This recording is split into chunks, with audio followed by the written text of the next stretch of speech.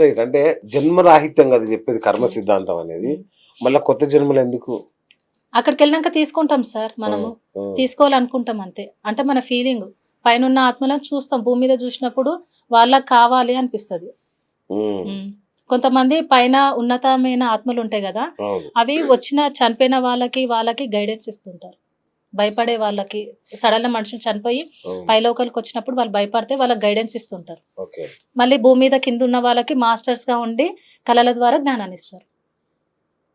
ఉన్నతంగా ఉన్న వాళ్ళు అక్కడ ఉండి సేవ చేసుకోవచ్చు మనం. సో ఇప్పుడు ఈ ధ్యానం అనేది, ధ్యానం ద్వారానే మన కర్మ సిద్ధాంతాన్ని నేర్చుకోవాలా, లేదంటే అది వేరు ఇది వేరా? లేదు సార్, ధ్యానంలోనే ఉంటది ఇది కర్మ సిద్ధాంతం. అట్లా కూడా నేర్చుకోవచ్చు, కానీ దీంట్లో ఈ ధ్యానంలోకి వచ్చినాక మాకు జ్ఞానం అనేది మేము నేర్చుకుంటాం కదా, దాంట్లో ఇవన్నీ ఉంటాయి. అంటే మనం ఎవరైనా బాధ పెట్టినాం అనుకోండి, ఆ బాధ తిరిగి వచ్చిందని చెప్తాము. ప్రతి ఒక్కరికి ప్రాబ్లమ్స్ ఉంటాయి. ఈ ధ్యానంలోకి వస్తేనే అవన్నీ తెలుస్తాయి. మనకి అనుభవాలు వస్తాయి సార్, ధ్యానంలో కూర్చున్నప్పుడు కనిపిస్తాయి. ఎవరో ఏడ్చినట్టు, ఎవరో బాధపడినట్టు, కలలో ఎవరో ఏదో చేసినట్టు. అప్పుడు మేము అడుగుతాం, అంటే ప్రజెంట్ ప్లేస్లా, తెలిసిన ప్లేస్లా, తెలియని ప్లేస్లా, ఆ మనుషులు ఎవరు అన్ని అడిగి మేము డికోడింగ్ చేస్తాం. మంత్రాలు నేర్చుకున్నారా? లేదు సార్, ఏవి రావు నాకు. నేను ధ్యానం ఒకటే చేస్తా. ధ్యానం చేస్తా, పడుకుంటా, కళల కోసం పడుకుంటాను, అవి అట్లా వచ్చేస్తూ ఉంటాయి. సో ధ్యానం బెస్టా, నిద్ర బెస్టా? ధ్యాన నిద్ర బాగుంటుంది సార్. ధ్యానంలోనే యోగ నిద్ర అంటారు, అదేనా? యోగ నిద్ర ధ్యానం చేస్తూ పడుకుంటే బాగుంటది. మనము నైట్ అంతా పడుకుంటే ఎనర్జీస్ వస్తాయి సార్, కానీ మనం మార్నింగ్ ఏం చేస్తామంటే మాట్లాడతాము, కళ్ళతో చూస్తాం, చెవులతో విన్నప్పుడు మన ఎనర్జీ వెళ్ళిపోతుంది. అదే మనం ధ్యానం చేస్తే నైట్ పడుకున్న 8 hours ఎనర్జీ ఒక గంట చేస్తాం కదా, ఆ ఎనర్జీ ఇక్కడ పట్టుకోవచ్చు. 1 hour లో ఆ ఎనర్జీ మనం పట్టుకోవచ్చు ధ్యానం చేస్తే. 8 hours సరిపడే ఎనర్జీ. అదే రాత్రంతా మన యోగ నిద్రలోకి వెళ్ళిపోతే హెల్త్ ఇష్యూస్ పోతాయి సార్. మెయిన్ హెల్త్ ఇష్యూస్ పోగొట్టుకోవచ్చు మనము మానసికంగా. ఇప్పుడు మా అపార్ట్మెంట్ లో ఫ్రెండ్స్ ఉన్నారు, వాళ్ళ దగ్గర డబ్బులు ఉన్నాయి, మంచి సెటిల్డ్ ఫ్యామిలీస్ ఉన్నాయి, వాళ్ళకి భయాలు ఉన్నాయి, నిద్రపోకుండా భయంతో అర్థం కాదు. కొంతమంది ఏమున్నా కూడా ఏం లేనట్టే ఉంటారు. వాళ్ళకి నేను ఏం చేస్తా అంటే, నా దగ్గర నిద్ర మంచిగా పడుకోబెడతా, ధ్యానంలో 1 hour పడుకోబెడతా, అది అలవాటు అయిపోతుంది. అలవాటు అయిపోయిన తర్వాత ఇప్పుడు వాళ్ళు హ్యాపీగా వాళ్ళ ఇంట్లో వాళ్ళు ధ్యానం చేసుకొని నైట్ పడుకుంటున్నారు. స్ట్రెస్ పోతుంది సార్ మెయిన్. ఆ ధ్యానంలో కూర్చున్నప్పుడు ఒక శూన్య స్థితికి వెళ్ళిపోతాము, సైలెంట్గా వెళ్ళినప్పుడు ఎనర్జీస్ వస్తాయి. ఇక్కడ బ్రహ్మరంధ్రం నుంచి ఎనర్జీస్ తీసుకుంటాం కదా, చాలా రిలాక్స్గా ఉంటుంది అది. సో ఎట్లాంటి సమస్యలతో వస్తారు మీ దగ్గరికి? ఇప్పుడు మీరు నేర్పిస్తారు ఆల్రెడీ. భయము, ఒంటరి, నిద్ర లేదు, స్ట్రెస్.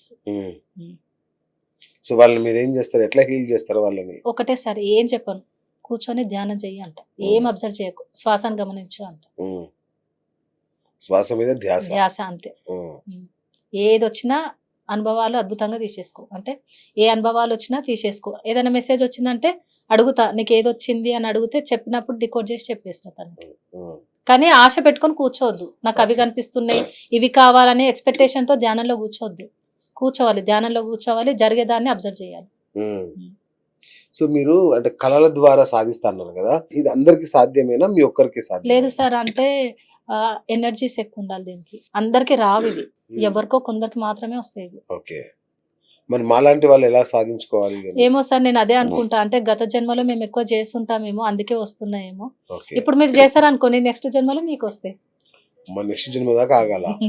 కొన్ని గతంలో మనం బాధ పెట్టిన ఆత్మలు కానీ, లేదంటే కోరికలు తీరిన ఆత్మలు కానీ మనల్ని ఆవహించి నువ్వు చచ్చిపో అని చెప్పి మనల్ని ఆత్మహత్య చేసుకునేలాగా ప్రేరేపిస్తాయని చెప్తున్నారు కొందరు, నిజమేనా? లేదు సార్, అదేం ఉండదు, వాళ్ళ మైండ్ అట్లా అవుతుంది. కానీ వాళ్ళు ఇక్కడ ఉన్న ప్రాబ్లమ్స్ తట్టుకోలేక వాళ్ళు సూసైడ్ చేసుకుంటారు.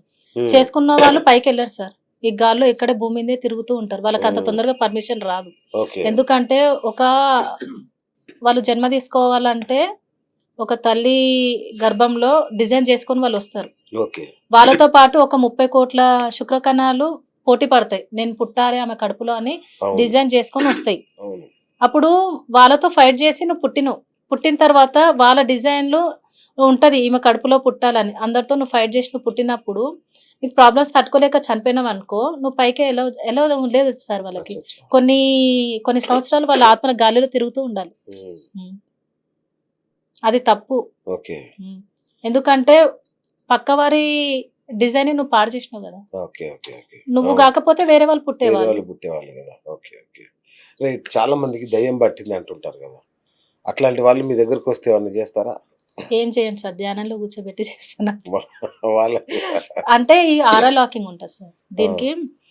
ఇప్పుడు ఎక్కడికైనా శ్మశాన వాటికకి కొందరికి భయాలు ఉంటాయి. నేను అవును. చాలా మందికి చెప్తా, కొందరు మెంటల్గా ఏం ఫీల్ అవుతారంటే అక్కడికి వెళ్ళినందుకే నాకు ఇట్లా అయ్యింది, అట్లా ఫీల్ అయ్యే వాళ్ళకి నేను ఏం చెప్తా అంటే ఆరా లాకింగ్ అంటే ధ్యానంలో కూర్చొని ఆరా లాక్ చేసుకోవాలి. ఉమ్, అంటే మనలో ఉన్న బూడిద రంగులో నుంచి మన బాడీలో నుంచి బయటికి వెళ్తున్నట్టు 3 సార్లు మేము ధ్యానంలో కూర్చొని చెప్పుకుంటాం. ఉమ్, ఆ సూర్యుని శక్తి మన బంగారు రంగులో మన లోపలికి వెళ్తున్నట్టు ఊహించుకుంటాం. ఉమ్, దాని తర్వాత మన బాడీ రౌండ్గా ఒక రింగ్, గోల్డ్ రింగ్ రౌండ్గా తిరుగుతున్నట్టు, అది ఉమ్, లాక్ అవుతున్నట్టు మేము ధ్యానంలో మేము ఆరా లాకింగ్ చేసుకుంటాం. ఓకే అది చేసుకొని బయటికి వెళ్ళినాం అనుకోండి, బయట ఏవి బ్యాడ్ ఎనర్జీ, నెగటివ్ ఎనర్జీ మనల్ని ఏం చెయ్యవు.